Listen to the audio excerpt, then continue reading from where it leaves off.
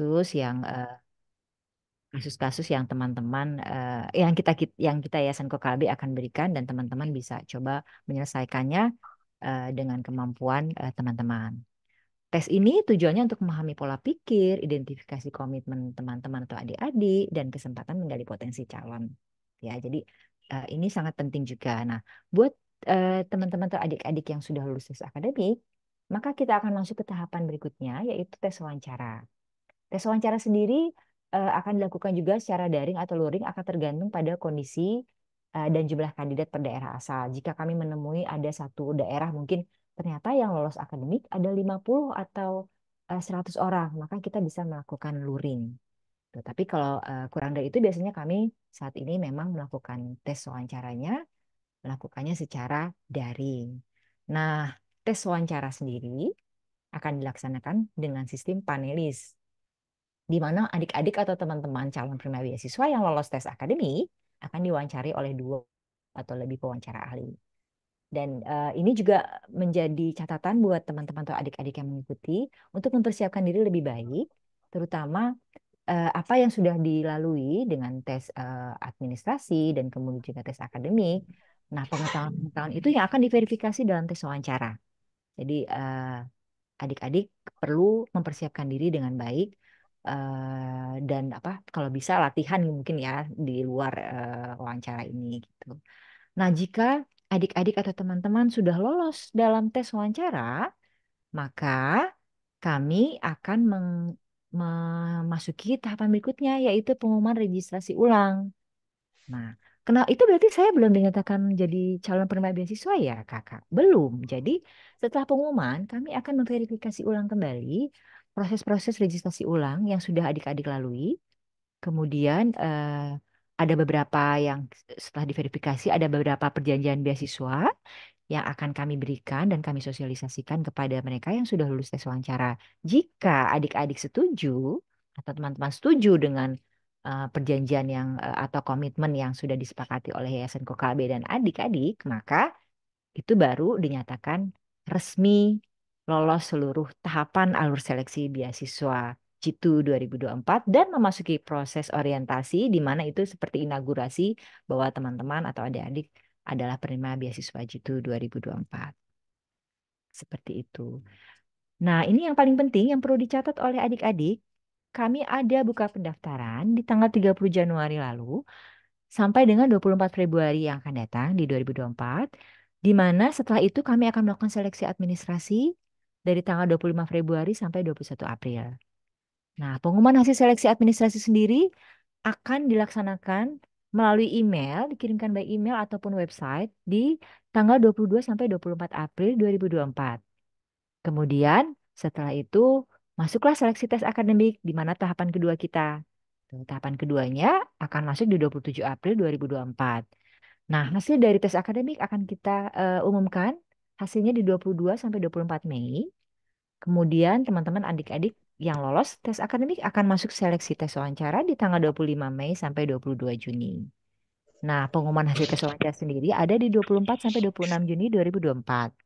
Sehingga proses onboarding penerima beasiswa, di mana onboarding itu kita akan memberikan pengetahuan mengenai apa itu sih hak dan kewajiban penerima beasiswa dan juga pemberi beasiswa dalam hal ini ya Senko Kalbe. Kalau sudah sepakat dan kemudian perjanjian beasiswa sama-sama ditandatangani, maka ada orientasi di bulan Juli 2024. Perlu dicatat oleh Bapak Ibu, teman-teman maupun adik-adik di sini bahwa seluruh keputusan pada proses seleksi tidak dapat diganggu gugat. Tidak ada tawar-menawar. Kami tidak menerima eh, apa uang pendaftaran dan sebagainya. Jadi semuanya free of charge. Jadi semuanya gratis.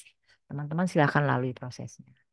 Hasil seleksi selalu diumumkan melalui website resmi Yayasan Kokalbe www.yayasankokb.org dan email pemberitahuan kepada peserta yang dinyatakan lulus pada setiap tahapannya. Kemudian skema beasiswa. Ini mungkin sebelum masuk ke dalam pendaftaran, eh, Bapak Ibu, teman-teman, serta adik-adik perlu tahu yang namanya skema beasiswa Jitu 2024. Nah, beasiswa Jitu diberikan kepada penerima beasiswa untuk melanjutkan studi di jenjang pendidikan Diploma 3, Diploma 4, dan Sarjana S1. Mereka-mereka ini memiliki durasi, di mana durasi pemberian dana beasiswa maksimum 6 semester untuk mereka-mereka yang mahasiswa D3 dan maksimum 8 semester bagi mahasiswa D4 dan S1 itu mengikuti jenjang pendidikannya. Jadi kok teman-teman masuk di semester 3 nanti pada saat dinyatakan penerima beasiswa itu, sedangkan mengambilnya D3 gitu ya. Berarti bukan bukan 6 semester yang akan kita tanggung, tapi sisa dari mulai dari semester 3 sampai dengan semester 6. Seperti itu. Demikian juga yang D4 dan S1. Jika masuk dari semester 3, maka kita akan mulai dari semester 3 pemberian beasiswanya sampai dengan semester 8. Penerima beasiswa dapat berkuliah di institusi pendidikan negeri maupun swasta seluruh Indonesia.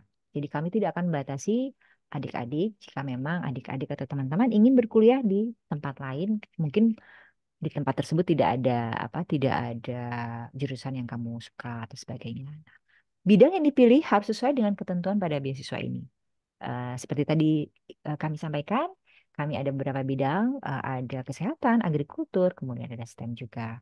Jadi silahkan memilih jurusan yang sesuai dengan bidang studi yang sudah ditargetkan. Penerima beasiswa juga akan mendapatkan program pengembangan kapasitas dan mentoring selama menjadi penerima beasiswa Yayasan Kokalbe. Jadi adik-adik atau teman-teman yang sudah jadi penerima beasiswa, kita akan ada beberapa pelatihan untuk mengembangkan talent teman-teman ataupun potensi teman-teman agar lebih baik lagi dan siap berkontribusi, gitu ya. Dan juga ada mentoring, ada konseling, ada banyak program-program yang bisa mendukung teman-teman penerima beasiswa gitu. Nah, penerima beasiswa jitu juga akan mendapatkan program pengembangan kapasitas. Itu yang tadi saya sampaikan ya berupa pelatihan. Lalu topik-topiknya sendiri bisa dilihat ada beberapa topik yaitu kepemimpinan, komunikasi, inovasi, dan kesejahteraan kesehatan. Seperti itu. Komponen beasiswa ini juga pasti ingin tahu ya Bapak Ibu, teman-teman dan adik-adik. Nah, di Jitu 2024 ini kami mempunyai komponen beasiswa dengan batas nominal maksimal 10 juta di setiap semester. Artinya ini adalah pagu limit ya Bapak Ibu atau teman-teman atau adik-adik. Jadi ini bukan berarti pasti terima 10 semester. Kenapa? Karena ada beberapa komponen yang memang kita hanya cover, yaitu pertama dana sumbangan pengembangan institusi. Ini diberikan kepada adik-adik atau teman-teman yang mungkin saat ini belum pernah kuliah sama sekali dan ketika menjadi penerima beasiswa Jitu itu masuk di semester awal. Nah, sehingga kita akan membantu dana sumbangan pengembangan institusinya.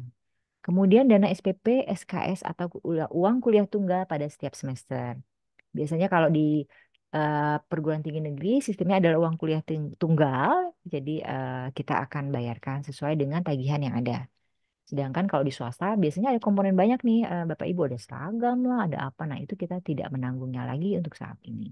Jadi hanya dana sumbangan pengembangan institusi serta SPP atau SKS uang kuliah tunggal dengan pagu maksimal 10 juta di semester 1 sesuai dengan tagihan yang dibayarkan. Kemudian di semester berikutnya, selanjutnya yang buat teman-teman yang mungkin dimasuk di semester 3 gitu ya, maka kita akan menanggung dana SPP atau SKS atau uang kuliah tunggal mulai dari semester 3. Nah, dana bantuan penelitian ini juga berhak oleh adik-adik atau teman-teman terima ketika nanti mungkin sudah memasuki masa-masa penelitian. Biasanya di kampus sekarang ada kewajiban penelitian ya. Jadi eh, kita memberikan bantuan maksimal 3 juta yang hanya diberikan satu kali pada saat tahun terakhir berkuliah. Jadi saat-saat membuat penelitian kita akan memberikan. Nah, semua total bantuan ini komponennya adalah maksimal pagunya adalah 10 juta. Apabila biaya lebih dari 10 juta, ya maka bantuan beasiswa akan diberikan sesuai dengan nilai maksimal yang ditetapkan. Jadi mungkin ada yang, Bu, saya ambil kedokteran dan saya punya UKT 13 juta, maka kami akan memberikan 10 juta. Tetapi kalau Bu, saya di agribisnis saya hanya 3 juta UKT-nya gitu. Pengembangan institusinya mungkin 4 juta, maka kita akan hanya memberikan 7 juta. Seperti itu. Nah, penerima beasiswa juga akan mendapatkan bantuan pengembangan. Jadi selain komponen maksimal pagu 10 juta setiap semesternya, kami juga akan memberikan bantuan penunjang pengembangan kapasitas sebesar 1,2 juta rupiah. di setiap semester. Apa saja yang bisa digunakan? Pertama adalah karena kami ada pelatihan pengembangan kapasitas yang bersifat wajib, di mana mungkin teman-teman butuh untuk beli apa paket kuota data, atau ada program di kampus ingin ambil seminar yang berbayar, ini maka bisa digunakan untuk hal itu. Atau mungkin kegiatan untuk membeli buku yang berhubungan dengan penunjang belajar juga boleh. Jadi 1,2 juta selama setiap semester akan kita berikan juga untuk penerima beasiswa Jitu 2024. Selain itu, beasiswa diberikan selama penerima beasiswa masih tercatat sebagai mahasiswa. Jadi jika teman-teman atau adik-adik selama menjadi mahasiswa dan berada dalam kontrak perjanjian beasiswa dengan SNKB, maka kita akan berikannya. Jangka waktunya seperti disampaikan adalah maksimal 4 tahun, dibagi dalam 8 semester untuk jenjang sarjana dan diploma 4, serta maksimal 3 tahun untuk diploma 3, di mana dibagi dalam 6 semester. Yayasan Kokabe tidak memberikan bantuan teknis mengisi atau melengkapi berkas untuk proses seleksi administrasi. Jadi kalau ada yang bertanya, Kak saya mau tanya tentang esai, bagaimana cara mengisi? Mohon maaf, kami tidak bisa memberikan bantuan teknis seperti itu. Jadi sudah ada di arahan sebelumnya. Waktunya seperti disampaikan adalah maksimal 4 tahun. Nah, penerima beasiswa sendiri diminta untuk mendaftarkan secara mandiri untuk seleksi perguruan tinggi. Jadi jika memang adik-adik atau teman-teman penerima beasiswa, calon penerima beasiswa sudah lulus dari beasiswa seleksi beasiswa Jitu, kemudian ingin ambil perguruan tinggi karena dia masih SMA atau belum pernah dapat kuliah, maka silakan secara mandiri lakukan seleksi perguruan tinggi. Kami tidak akan intervensi untuk memilih apa kampus mana yang kalian mau dan sebagainya jurusan. Kita hanya akan memverifikasi. Kemudian keberlanjutan. Nah, ini yang paling penting sih, Bapak, Ibu, teman-teman, dan adik-adik. Keberlanjutan pemberian beasiswa akan ditinjau setiap periode. Jadi ada berdasarkan partisipasi minimal dalam program pengembangan kapasitas dan juga pencapaian akademik. Nah, sesuai dengan persyaratan kami waktu masuk, kita juga meminta minimal IP semesternya, IP semester ya, bukan IPK ya. IP semesternya minimal 3,30 pada skala 4, maka pada kondisi penerima beasiswa pada saat menjadi penerima beasiswa itu penerima beasiswa jitu, maka kita punya batas toleransi maksimal 2 kali di bawah nilai ketentuan minimal. Jadi apabila adik-adik mungkin pada saat masuk kuliah terus ada apa ya jet lag dan tidak mampu apa, menyesuaikan diri terus mendapatkan skor IP semesternya di semester 1 3,2 gitu atau 3,1, maka kita akan berikan kesempatan 2 kali di bawah nilai. Semester 2-nya masih begitu atau semester 2-nya 3,3 tetapi semester 3-nya 3,1 lagi.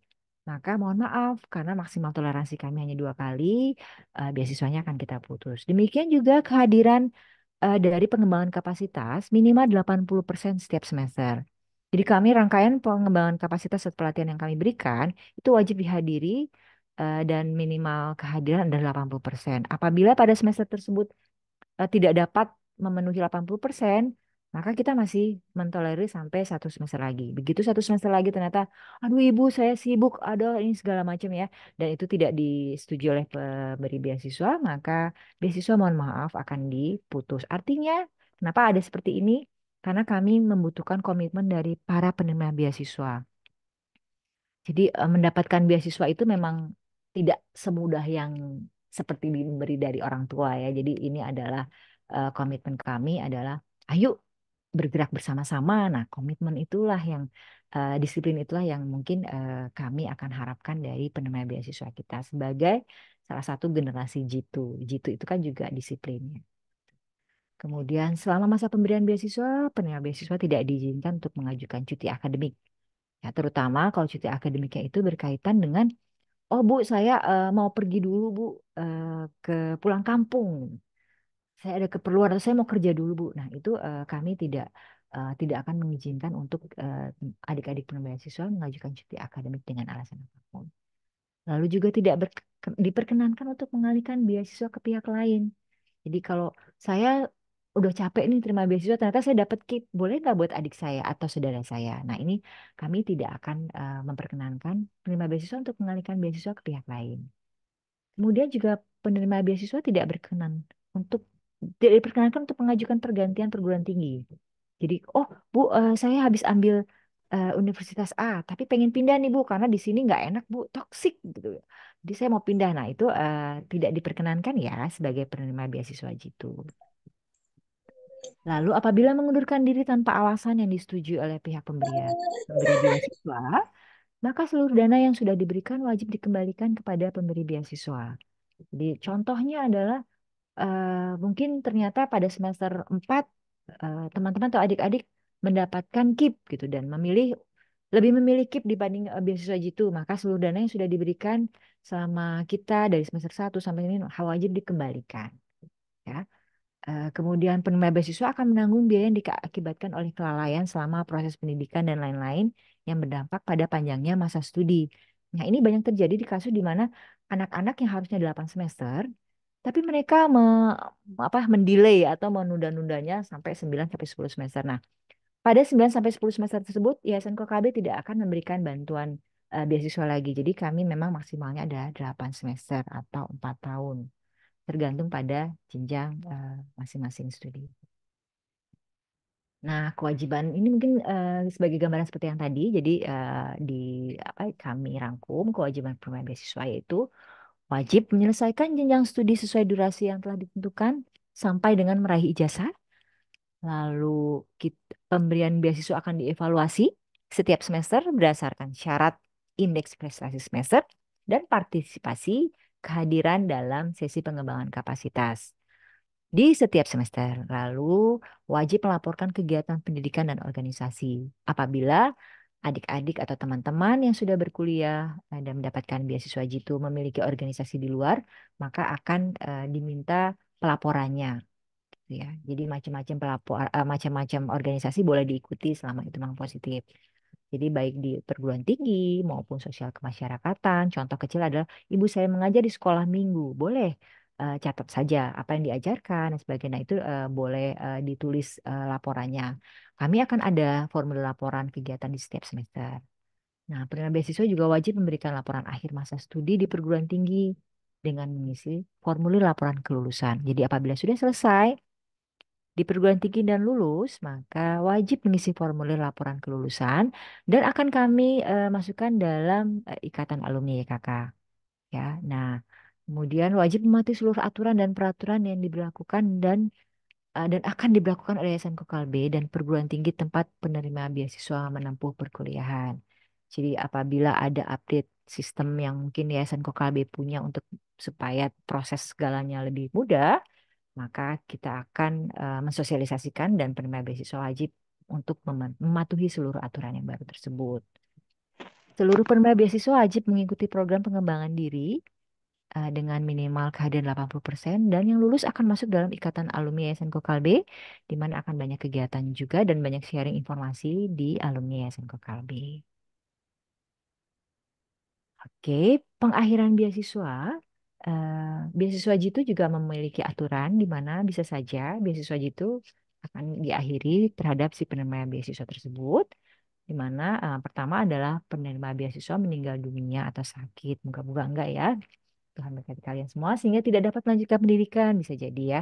Ada beberapa kasus yang mungkin sakitnya tidak bisa ditolerir dengan kehadiran di kampus. Mungkin sakitnya sangat parah. Kemudian melakukan pemalsuan informasi atau data yang diberikan kepada Yayasan Kokalbe. Kemudian terlibat dalam kegiatan ilegal, misalnya penyalahgunaan atau pengedaran obat terlarang, prostitusi, hamil di luar nikah, dan bentuk kriminal lainnya. Penerima beasiswa tidak diperkenankan untuk mengalihkan beasiswa ke pihak lain dan pembinaan universitas atau program studi dengan alasan apapun. Dan juga penerima beasiswa yang gagal mencapai indeks prestasi 3,30 sebanyak 2 kali selama masa studi, maka beasiswa akan diputus. Juga dengan kehadiran 80% jika ibu saya nilainya selalu memenuhi syarat IPS setiap semester, tapi saya tidak bisa hadir dalam pengembangan kapasitas selama 2 semester, maka itu juga tetap otomatis teman-teman penerima beasiswa akan gugur atau tidak lagi dapat menerima beasiswa Jitu selanjutnya. Nah, semuanya akan komunikasi Yayasan Koklabi dan penerima beasiswa akan melalui surat elektronik ke alamat email penerima beasiswa. Apabila penerima beasiswa mengundurkan diri atas kemauan sendiri ataupun karena pelanggaran yang dilakukan, ada banyak nih pelanggarannya kan ya, akan ada di perjanjian nanti, maka penerima beasiswa wajib mengembalikan seluruh biaya pendidikan yang telah dibayarkan kepada perguruan tinggi. Dihitung sejak awal kita memberikan apa bantuan beasiswa. Gitu ya, jadi sejak awal perkuliahan dan ikatan kerjasama dengan Yayasan Kokalde. Pengembalian seluruh biaya dilaksanakan maksimal 14 hari sejak penerima beasiswa mendapat surat pemutusan beasiswa dari Yayasan Kokalde. Nah, berikutnya adalah cara mendaftar beasiswa Jitu 2024. Mungkin Kak Jenis ada apa? Ada arahan mengenai ini. Sampai saat ini, sampai sini saya ucapkan terima kasih.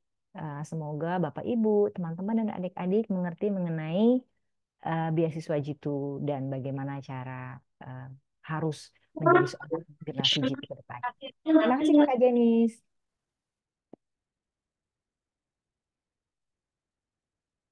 Saya kembalikan ke Kak Terima kasih Jenis. kepada Baik, terima kasih Bu Neti Ceheningrum untuk sambutan serta penjelasan mengenai program G2 tahun 2024. Undangan dan Bapak Ibu serta teman-teman yang berbahagia, kini saatnya kita memasuki inti sosialisasi beasiswa G2 2024, yaitu penjelasan simulasi dan tata cara pengisian formulir pendaftaran yang akan disampaikan oleh Kak Koirun Mumpuni selaku program spesialis Yayasan Kokalbe. Pada Kak Koirun, waktu dan tempat dipersilahkan. Siap deh, kali ini. Terima kasih, Jen. Bentar ya, teman-teman semua. Ini aja. Bisa jawab kecil, tiba-tiba ada suara apa ya, Jen?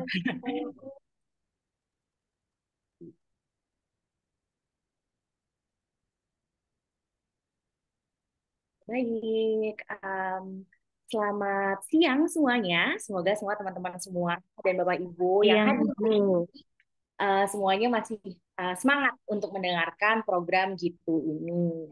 Program beasiswa. Aku lihat banyak banget teman-teman yang hadir dan juga nonton langsung di live YouTube. Selamat bergabung semuanya. Nggak lama aku izin, aku Koirun Mumpuni dari Yayasan Kokalbe, bagian program spesialis.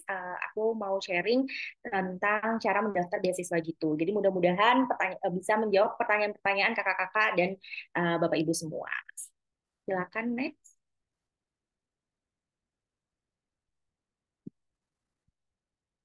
Nah, banyak yang nanya di chat, Kak, linknya dong, linknya. Nah, jadi sahabat kakak semuanya, silakan. Pertama-tama, sebelum mendaftar, aku pengen saranin teman-teman semua untuk membaca buku panduan terlebih dahulu. Ini sahabat kakak bisa scan di layarnya ataupun bisa langsung ke link yang ada tertera di layar ini ya. Jadi baca dulu, nanti baru mendaftar secara online melalui formulir yang sudah disediakan.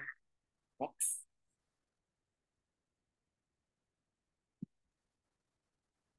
Oke, untuk pendaftarannya gimana nih? Nah, untuk pendaftarannya, pertama-tama sahabat kakak semua harus melengkapi informasi yang ada pada formulir tentunya, ya kan? Jadi ada beberapa. Yang pertama itu pada saat sahabat kakak akan masuk ke formulir, pertama itu sahabat kakak akan diminta untuk melengkapi informasi data diri, ya. Jadi informasi data dirinya, pertama ada beberapa hal nih yang perlu sahabat kakak ingat. Yang pertama adalah alamat email. Alamat email, mohon sahabat kakak semua untuk menggunakan alamat email yang aktif ya, harus aktif. Jadi jangan sampai salah masukinnya karena kebanyakan dari sahabat kakak itu biasanya kurang gitu tulisan belakangnya atau tidak lengkap gitu kan. Jadi pastikan email Anda aktif dan memakai email pribadi ya, karena email ini akan menjadi jalur komunikasi utama antara Yayasan Kokalbe dan calon penerima beasiswa ya. Karena sebelum-sebelumnya ada permasalahan dengan beberapa uh, email yang dari institusi, jadi mohon hindari menggunakan alamat email yang memakai domain dari institusi atau perusahaan ya, atau organisasi sahabat kakak semua. Jangan lupa sahabat kakak harus menuliskan nama lengkap sesuai dengan data kependudukannya. Jadi sesuai apa nih Kak? Sesuai dari KTP.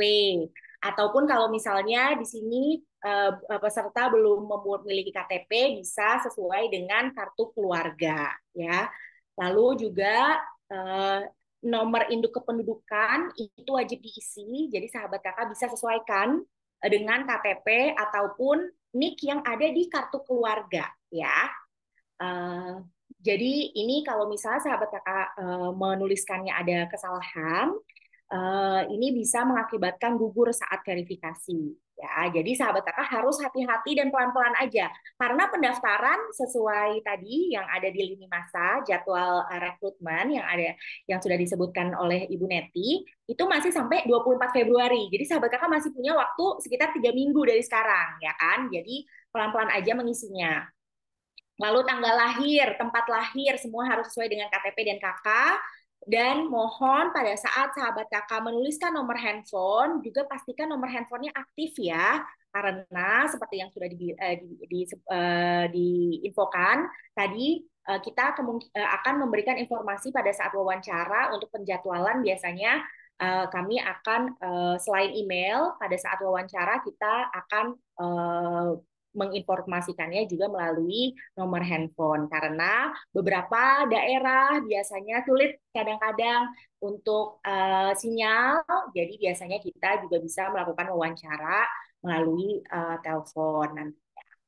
Lalu selain informasi data diri, kita juga harus sahabat kakak juga harus mengisi informasi data orang tua atau wali. Jadi tolong dilengkapi domisilinya, kontak, pendidikannya, dan juga pekerjaannya. Next.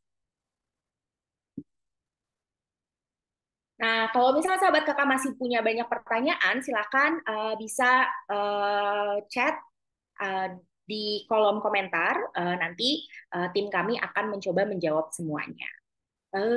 Selain tadi informasi data diri, informasi data keluarga, kita juga ada informasi riwayat pendidikan dari calon penerima beasiswanya. Jadi di sini sahabat kakak akan melengkapi informasi mengenai pendidikan terakhir, jurusan, terus juga institusi pendidikan yang sekarang ini atau sedang atau pernah dijalani oleh sahabat kakak. Lalu di sini juga sahabat kakak akan menuliskan nilai rapor SMA, SMK atau sederajat ya. Jadi nanti tolong sudah diingatkan kembali oleh Ibu Neti tadi, kalau setiap semesternya salah satu syarat dari kami adalah minimal 80. Jadi nanti sahabat kakak bisa bisa tulis di situ rapor semesternya berapa aja setiap semesternya. Lalu saya ingin mengingatkan kembali karena kebetulan Yayasan Vokal B sangat inklusif, mencoba untuk menjadi memiliki program yang inklusif untuk semua. Jadi kalau misalnya sahabat kakak sekarang adalah mungkin madrasah aliyah atau misalnya lulusan pondok pesantren sebelumnya, nah mohon kami dibantu untuk perihal raport kalian. Pastikan rapor kalian berbahasa Indonesia. Kalau misalnya sahabat kakak raportnya itu bukan bahasa Indonesia, maka sahabat kakak bisa pergi ke institusi pendidikannya sebelumnya, pondok pesantren atau madrasah aliyahnya, dan meminta transkrip nilai dari mereka yang sudah yang resmi ya tentunya. Jadi ada cap dari institusi, kop surat gitu. Jadi kita bisa tahu bahwa itu adalah resmi transkrip nilai kalian yang sudah ditranslate oleh institusi pendidikan. Next. Selain itu, ini adalah tadi kan udah data-datanya yang harus dilengkapi di formulir. Selain lengkapi informasi tersebut, kita juga ada dokumen-dokumen persyaratan yang harus sahabat kakak miliki gitu Kak. Jadi di sini sahabat kakak harus mengunggah beberapa dokumen. Ada scan KTP, kartu keluarga, pas foto, nilai rapot, gitu kan. Terus habis itu juga scan hasil tulisan esainya. Dan semua ini dokumen yang diunggah harus berformat PDF ya, kecuali pas foto. Kalau pas foto sahabat kakak boleh JPEG, JPG ya. untuk pada saat pengunggahan. Lalu jangan lupa juga pada saat selesai mengisi, melengkapi, dan mengunggah dokumen persyaratan, sahabat kakak menekan tombol submit atau kirim di bagian akhir pendaftaran, dan nanti ada notifikasi bahwa sahabat kakak sudah berhasil menyelesaikan proses pendaftaran dan data sudah terkirim. Nah, nanti kita akan umumkan tentunya melalui website. Nah, habis ini saya ingin kasih lihat beberapa contoh dokumen yang eh, yang sesuai dengan dokumen persyaratan kami. Nah, pertama ini karena contoh dokumen aja ya sahabat kakak, ini scan KTP, jadi mohon scan KTP-nya harus jelas dari atas ya, sahabat kakak, jangan miring atau hal lainnya. Jadi ini contohnya, jadi jelas dan bisa terbaca. Formatnya jangan lupa scan KTP format PDF. Lalu untuk scan kartu keluarga juga sama, jadi sahabat kakak harus pastikan itu tidak ada terpotong. Jadi semua bagian dari kartu keluarga itu terscan dan juga bisa dibaca, tidak buram. Kami juga sangat mengapresiasi kalau sahabat kakak di bagian bawahnya sudah ditandatangani oleh kepala keluarga. Biasanya seringkali belum tertandatangani. Jadi jangan lupa pastikan kartu keluarga kalian sudah tertandatangani. Next.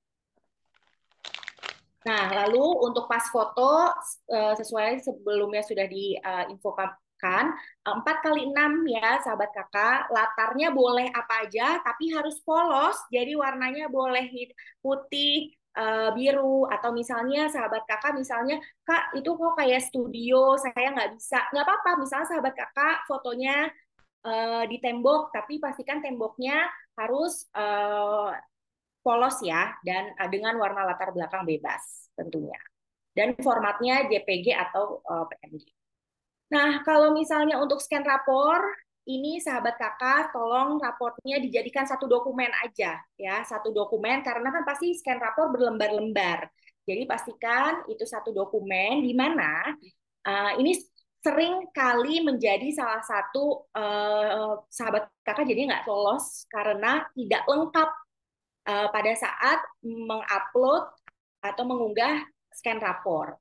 Ya, jadi untuk bagi yang sudah lulus SMA, SMK atau sederajat, jadi yang lagi gap year sekarang ini, atau misalnya sahabat kakak beberapa mungkin KHS semester satunya belum keluar, silahkan sahabat kakak bisa scan rapor kelas 10 sampai 12, jadi 6 semester ya, dari kelas 10 sampai 12, nilai keterampilan dan juga nilai pengetahuan ya. Jadi kadang-kadang satu dokumen Kak, banyak banget loh satu dokumen bisa sampai 28 lembar. Nggak apa-apa ya, yang penting lengkap biar kami bisa memverifikasi. Lalu bagi yang masih berstatus pelajar kelas 12 gitu kan. Jadi scan rapor kelas 10 sampai 12 semester 1 sampai 5 karena kan pasti yang semester 6-nya belum keluar gitu ya. Jadi sahabat kakak tetap harus melampirkan scan rapor 5 semester dan nilai keterampilan dan nilai pengetahuannya bagi yang masih sekarang berstatus pelajar kelas 12 ya. Oke. Ini adalah contoh dokumen untuk scan kartu hasil studi ya sahabat kakak. Jadi ini untuk bagi mahasiswa yang sudah keluar ya hasil studi kartu hasil studi semester satunya, maka sahabat kakak bisa mengunggah kartu hasil studi yang resmi dari institusi pendidikan. Kami harus memverifikasi data tersebut. Jadi yang kami minta adalah jangan lupa kartu hasil studinya ada kop suratnya, gitu kan? Ada kop suratnya, ada data diri mahasiswa tersebut, nama jurusan semesternya, dan nilai IPS yang tertera jelas pada kartu hasil studi tersebut. Jadi contohnya seperti ini. Next. Nah, ini nih sahabat kakak. Jadi menulis satu esai orisinil tentunya dengan ketentuan sebagai berikut. Tadi mungkin di awal juga Bu Neti sudah menginformasikan bahwa esai ini penting sahabat kakak untuk agar kita bisa mengenal sahabat kakak lebih jauh lagi. Jadi mohon menjawab pertanyaan kami, yaitu paparkan bidang keilmuan yang menjadi potensi dan cita-cita masa depanmu. tantangan dalam mengembangkannya, serta kegiatan nyata yang sedang atau akan kamu lakukan sebagai mahasiswa untuk daerah asalmu sesuai dengan kapasitas dan keilmuan yang diminati. Jadi ini adalah topik esai di mana nanti sahabat kakak akan menjawab pertanyaan tersebut, topik tersebut. Nah, gimana caranya? Sahabat kakak akan menulisnya di satu halaman kertas A4, ya. Jadi lalu nanti esai itu wajib ditulis tangan, ya. Bukan ketikan, jadi banyak sekali sahabat kakak yang modelnya ketikan ataupun kayak pakai aplikasi lain biar kelihatan seperti tulisan tangan, padahal bukan. Nah, itu kita tidak akan terima, jadi harus tulisan tangannya, sahabat kakak semua. Dan dalam menjawab, sahabat kakak harus menjawab dengan minimal 350 kata, ya, 350 kata. Jadi agar kita bisa lebih mengenal sahabat kakak gitu ya. Jadi sahabat kakak yang penting di sini sahabat kakak orisinil ya karyanya ya. Ini memang benar-benar sahabat kakak yang membuat. Jadi jangan tidak perlu sebenarnya menjawab ini dengan menggunakan misalnya bantuan dari komputer atau misalnya komputer itu maksudnya aplikasi kayak chat, GPT atau misalnya AI. Lebih baik nuliskannya sesuai dengan kemampuan sahabat kakak sendiri. Oke, next. Nah, jadi aku ingin mengingatkan kembali sebelum kita akan buka sesi tanya jawab, ya. Mengingatkan kembali bahwa sahabat kakak mohon membaca kembali buku panduan dengan teliti, lalu lengkapi formulir pendaftaran ya, dan lengkapinya itu harus lengkap, benar, sesuai dengan persyaratan ya. Jadi tolong informasi yang sahabat kakak tuliskan dalam formulir itu sesuai dengan data yang sahabat kakak unggah. Gitu.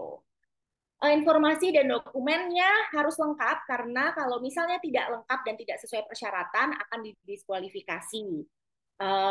Ketika sudah menyelesaikan formulir dan mengirimkannya kepada kami melalui online, maka sahabat kakak bisa menunggu hasil sampai pengumuman kelulusan administrasi pada tanggal 22 sampai 24 April 2024. Dan diingatkan kembali bahwa seluruh pengumuman kelulusan di setiap tahapannya itu akan diumumkan di website kami www.yayasankokalbe.org dan email pemberitahuan akan dikirimkan hanya kepada yang lulus ya sahabat kakak ya yang dinyatakan lulus tahapan seleksi tersebut. Jadi kalau misalnya sahabat kakak, kak kok aku sampai sekarang misalnya belum mendapatkan, kemungkinan ada dua, kemungkinan sahabat kakak memang tidak lulus, tidak ada tertera pada website kami, ataupun misalnya email kalian tidak benar pada saat mendaftar. Jadi pastikan email kalian itu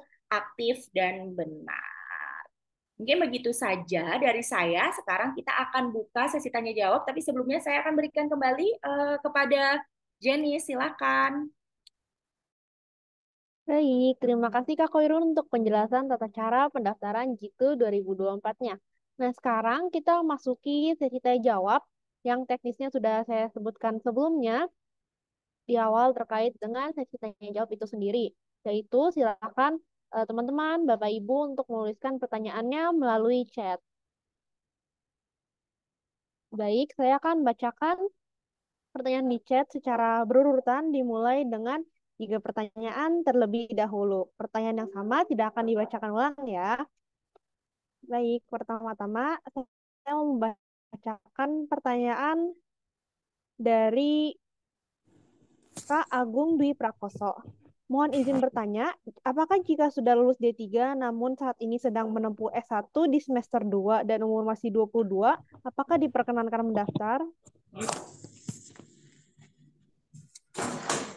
Oke, dari Jenis mau minta siapa yang menjawab? Mungkin Bu Neti boleh jawab yang Oke. dari Kak Agung. Baik, terima kasih Kak Agung pertanyaannya. Izinkan kami menjawab. Terkait dengan hal itu, memang kami hanya karena tujuan beasiswa itu adalah memberikan akses pada perempuan yang tidak bisa bersekolah kemudian bisa bersekolah di jenjang lebih tinggi, sehingga untuk yang sudah D3 kemudian lanjut S1 tidak bisa diberikan beasiswa G2. Jadi hanya buat mereka yang memang baru memasuki perkuliahan. Kira-kira seperti itu, Jenny. Semoga cukup jawabannya memuaskan, Kakak Agung. Terima kasih. Baik, terima kasih Bu Neti. Lalu saya mau membacakan pertanyaan selanjutnya dari Kak Prawita Nur. Saya mau tanya Kak, maaf sebelumnya, mohon izin bertanya terkait IPS tadi, jika sudah 2 kali tidak memenuhi syarat IPS 3,30, maka beasiswa diberhentikan. Saya ingin bertanya, apakah hanya diberhentikan saja atau ada sanksi lain seperti pengembalian dana beasiswa yang sudah diberikan di semester sebelumnya? Terima kasih. Terima kasih Kakak untuk pertanyaannya. Terkait dengan konsekuensi karena indeks prestasi semester kurang dari target yang ditentukan selama 2 kali, kita tidak akan ada pengembalian untuk kasus di mana nilainya memang kurang selama 2 semester. Jadi yang diberlakukan untuk pengembalian adalah mereka yang memang melakukan pelanggaran seperti mungkin ternyata dia dapat beasiswa di tempat lain atau hal-hal yang lain, dia punya kasus dan lainnya. Gitu sih. Apakah cukup, Kak Jenis? Terima kasih. Baik, terima kasih Bu Neti. Lalu selanjutnya ada dari Kak Haru. Kak Haru ingin bertanya, untuk tanya jawabnya apakah tidak langsung ya Kak? Pertanyaan saya panjang Kak. Mungkin untuk Bu Neti dan Kak Koirun, apakah boleh Kak Haru bertanya melalui open mic?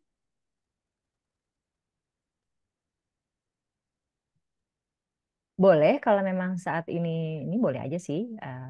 Silahkan kalau mau open mic satu. Baik, silakan Kak Haru menyalakan mikrofonnya untuk mengajukan pertanyaan kamu ke Bu Neti dan Kak Koirun. Baik Kak, terima kasih atas kesempatannya.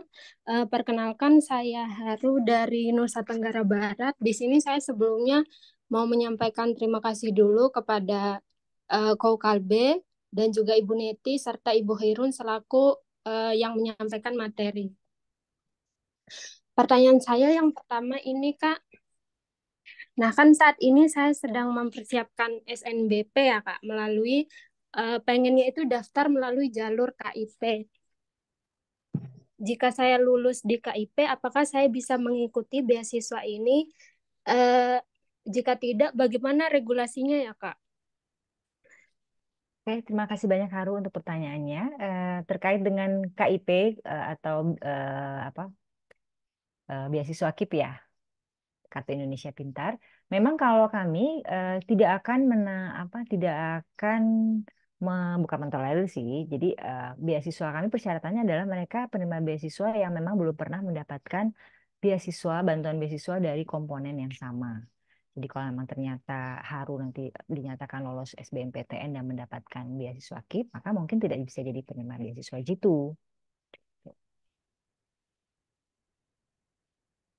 Tapi kalau nanti pada saat, saya sedang mendaftar KIP, kemudian tapi saya belum tahu nih semester berapa saya dapat, gitu kan.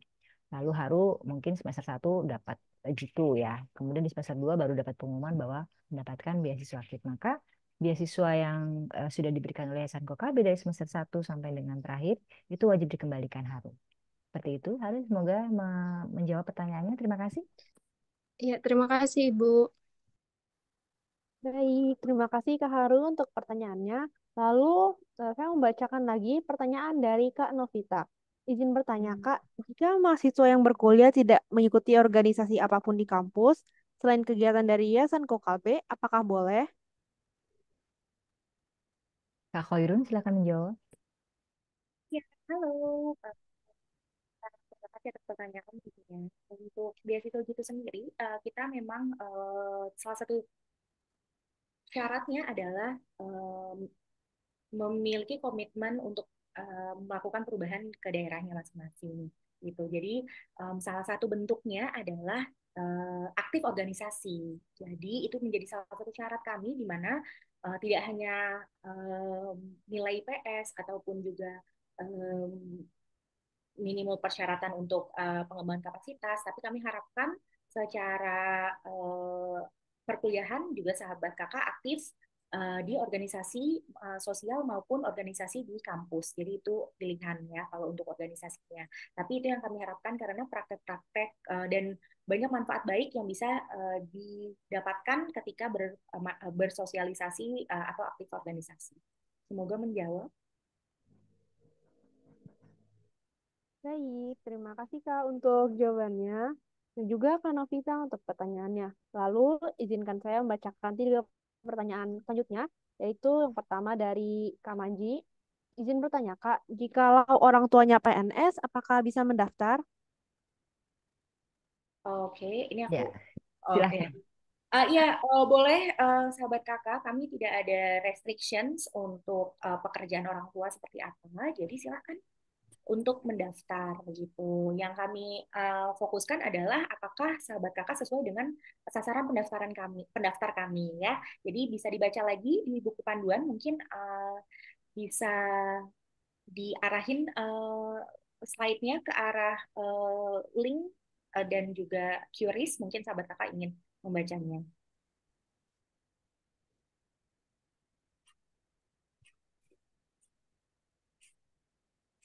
Boleh, Jenis dilanjut pertanyaannya? Baik, terima kasih Kak Koirun. Lalu ada pertanyaan selanjutnya dari Kak Kak Sania, dan pertanyaan Kak Sania mungkin aku sekalian menjawab. Kalau bukan daerah target, apakah diperbolehkan daftar karena dari daerah Jawa? Jadi untuk teman-teman yang bertanya, apakah misalnya aku dari Jawa Timur, apakah aku boleh mendaftar untuk target daerah dan target jurusan? Teman-teman bisa membaca lagi buku panduan yang linknya sudah ada di layar. Kalau misalnya teman-teman berasal dari target daerah yang tidak disebutkan di dalam buku panduan, lalu kalau misalnya jurusan yang teman-teman mau ambil atau teman-teman sedang tempuh itu tidak ada di buku panduan, maka tidak bisa mendaftar untuk beasiswa Jitu 2024. Apakah sudah cukup menjawab?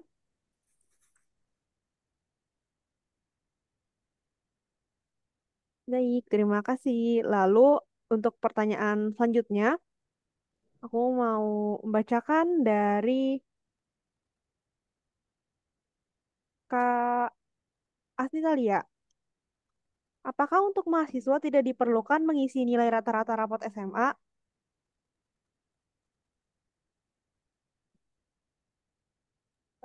Ya, untuk nanti sahabat kakak bisa cek dulu formulir pendaftarannya. Ketika sahabat kakak memilih untuk status mahasiswaannya, maka nanti akan diarahkan ke formulir yang untuk mahasiswa. Ya, silahkan dicek. Tapi ketika sahabat kakak nantinya misalnya sekarang lagi semester 1 baru mau masuk semester 2, tapi KHS-nya atau kartu hasil studinya belum keluar nih Kak, gimana? Ya, silahkan untuk diupload yang SMA, yang scan rapor SMA-nya, yang lengkap dari semester 1 sampai semester 6 atau kelas 10 sampai 12. Begitu, Jenny.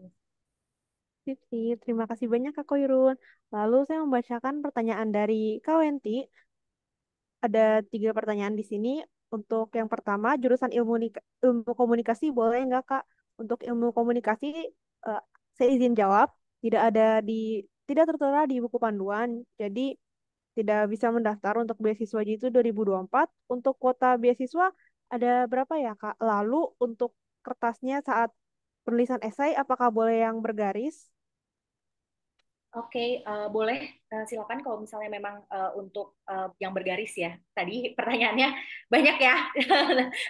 Yang bergaris, ukuran A4 bergaris boleh, silakan. Yang penting sahabat kakak menjawab pertanyaan dari kami sesuai dengan minimum kata, yaitu 350 kata ya. Kata ya sahabat kakak, bukan huruf. Jadi katanya itu harus minimal 350 kata. Kalau sahabat kakak mau lebih, silakan, tapi cuma boleh 1 lembar. Ya, hanya 1 lembar saja. Kita kan nggak mau baca berlembar-lembar ya. Gitu. Itu pertanyaan menjawab mengenai esai. Sebelumnya adalah pertanyaan tentang target penerima beasiswa. Target tahun ini, target G2 2024, kami menargetkan untuk menerima 70 penerima beasiswa. Baik, terima kasih banyak Kak Koirun. Lalu untuk pertanyaan selanjutnya ada dari Kak Fadelia. Izin bertanya untuk bagian biodata orang tua. Orang tua saya keduanya masih hidup, tetapi sudah cerai dan ikut dengan ayah dan tidak memiliki istri. Apakah biodata ibu bagian pekerjaan harus diisi sesuai atau boleh diisi tidak bekerja karena sudah beda kakak dan tidak berkomunikasi lagi dengan beliau? Terima kasih. Iya, tidak bekerja, bisa. Tapi disebutkan tetap nama lengkap ibunda. Baik, terima kasih Kak Koirun. Lalu sekarang saya akan bacakan 3 pertanyaan terakhir. Yang pertama ada dari Kak Mini Darlaya. Izin bertanya, Kak, untuk universitas terbuka, apakah bisa? Untuk program-program Yayasan Vokal B, kami tidak ada restriction untuk tipe universitas ya sahabat kakak dan tipe penyampaian studinya juga. Jadi kalau misalnya jarak jauh bisa, swasta atau negeri bisa, sahabat kakak mau ngambil kelas yang reguler ataupun kelas karyawan boleh. Jadi itu adalah fleksibilitas dari program beasiswa dari Yayasan Vokal B. Baik, terima kasih Kak Koirun. Lalu untuk pertanyaannya selanjutnya, ada dari Kak Samsung SM. Izin bertanya tentang biodata. Jika belum mempunyai KTP, bagaimana ya Kak? Terima kasih. Untuk pertanyaan ini, mungkin Bu Neti bisa tolong bantu jawab. Terima kasih Jenis. Untuk data yang teman-teman atau adik-adik sahabat kakak yang memang belum punya KTP bisa menggunakan kartu keluarga. Jadi silakan upload kartu keluarganya. Itu boleh. Mungkin kalau ada karena ada 2 permintaan KTP dan kartu keluarga, dua-duanya nggak apa-apa kartu keluarga. Gitu ya. Terima kasih. Semoga menjawab ya Jenis. Terima, Bisa dikosongkan kok Bu KTP-nya. Bisa unggahannya kalau misalnya tidak punya KTP tidak perlu unggah dokumen KTP. baik, terima kasih juga Kak Koirun. Lalu untuk pertanyaan terakhir, saya izin bacakan dari Kak Bagamatan. Izin bertanya, Kak, kan nanti saya mau kuliah ke luar negeri rencananya, tapi mau 1 tahun dulu di Indonesia. Apakah perlu pengunduran diri dari beasiswa ini, Kak, nantinya? Dan apakah harus membayar pengembalian dana? Oke, terima kasih. Ya, kalau kalau mau keluar negeri karena ingin melanjutkan kuliah, berarti kan itu termasuk bahwa tidak memenuhi peraturan dari beasiswa Yayasan Kokalbe, maka akan diminta pengembalian dana pada saat keluar negeri. Gitu. Terima kasih. Mungkin semoga ini menjawab ya, Janice. Baik, terima kasih Bu Neti. Saya mau mengucapkan terima kasih kepada Kak Koirun dan juga Bu Neti untuk jawaban dari seluruh pertanyaan. Nah, Bapak, Ibu, dan teman-teman, sebagai informasi, seluruh kegiatan hari ini akan kami upload di YouTube Yayasan Kokalbe, sehingga Bapak, Ibu, dan teman-teman bisa melihat kembali informasi program-program dan juga bisa dibagikan kepada keluarga atau lingkungan sekitar. Dan sahabat kakak, tidak terasa kita telah menyelesaikan seluruh rangkaian acara dengan penjelasan beasiswa Gitu 2024 oleh Bu Neti dan juga Kak Koirun. Maka berakhir pula rangkaian acara sosialisasi beasiswa Jitu 2024. Sebagai penutup, jangan lupa untuk berbagi pengalaman kegiatan hari ini di sosial media Bapak Ibu dan juga teman-teman dengan tag atau mention @yayasan Kokalbe dengan menggunakan tagar atau hashtag sosialisasi beasiswa Jitu 2024. Akhir kata, salam semangat dan juga sampai jumpa semuanya. Terima kasih. Terima kasih adik. Terima kasih, Kak.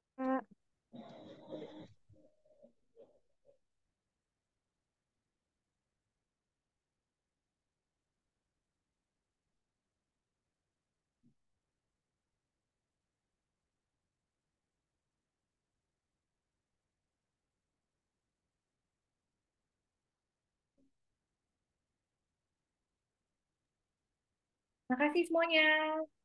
Terus ya.